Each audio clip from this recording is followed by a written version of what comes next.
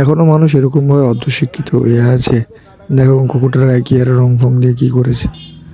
এরা গাটা চেটে পরিষ্কার করে। এদের এই রঙের মধ্যে যেহেতু কেমিক্যাল দেওয়া থাকে, তো এদের শরীরটা কি ঠিক থাকবে? এরা কি স্নান করে মানুষের মতো সাবান ফাবান দিয়ে?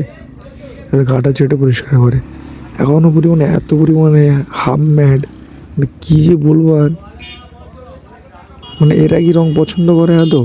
তোমরা জোর করে একে যে যার মতো করে নিজে একটু আনন্দ পাওয়ার জন্য বলে কুকুরগুলোতে গায়ে এভাবে রং ফং দেওয়া, এগুলো কি মানুষের কাজ হতে পারে এরকম হবে?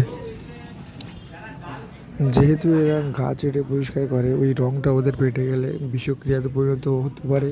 ফলে ওদের ডায়রিয়া, তারপর হচ্ছে মানে বিষে পরিণত হলে কুকুরটা মারাও যেতে পারে। আর নাকে পাকে গেলে তো হাঁপানি, ফুসফুসে গেলে শ্বাসকষ্ট এসব হতে পারে।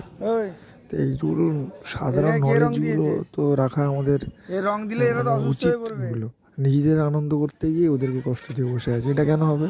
এরা গা চেটে আমরা শুধু পৃথিবী কি শুধু আমাদের তাদেরও তো পৃথিবী, মরে যাবে তো কুকুরটা। তারা প্রতিবাদ করতে পারে না বললে তাহলে তাদের সঙ্গে যেরকম ইচ্ছে করবে আমরা ট্রিট করবো। এটা মানে এগুলো মানুষ সুলভ, মানে একটা মানুষ সুলভ আচরণ তো মনে হয় না আমার।